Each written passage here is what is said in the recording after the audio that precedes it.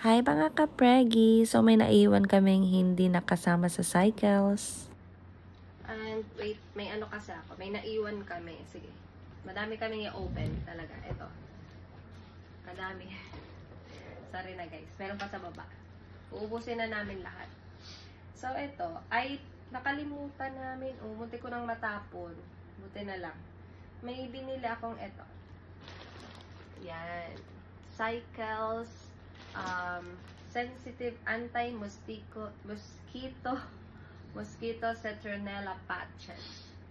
So, alam nyo ba, kasi syempre, hindi man tayo pwedeng magkatol sa loob ng kwarto, especially if aircon kayo. Kasi, yung mga ano niya, ashes niya, probably iikot-ikot yan sa loob ng room nyo. So, what's more recommended is to buy citronella patches na ididikit mo lang sa, kung nasa crib si baby, malapit sa kanya. Or, if malaki-laki na siya,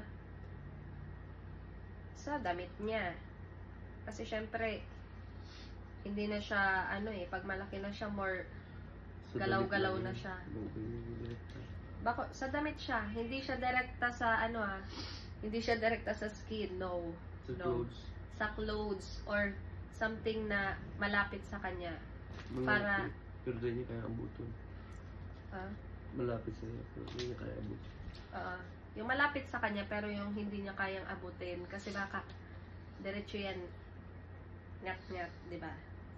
So yan.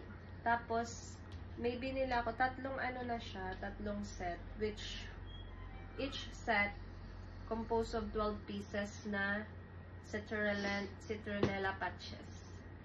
I suggest this kasi very convenient kahit saan mo dalhin. Tsaka ang ang benefits nito is chemical free. O, di ba? Ang katol. Tapos, meron din nabibili kasi yung spray. Pangit naman mag-spray. Baka, makaano sa, skinny baby. Bawal. So, dapat, ito na lang. I suggest this. Tapos, skin friendly. O, diba? Kasi nga, hindi mo man ito ididikit sa skinny baby. O, kanya, convenient niya. Kahit saan mo dalhin, o. And child friendly kasi non-toxic formulation siya. So, I suggest you buy this. Kasi wala na tayong time magbantay ng mosquito na dadating ay dadapo kay baby. And hindi man natin dapat laging i-cover si baby ng mosquito net. Siyempre may time na dapat aalisin man natin yung mosquito net.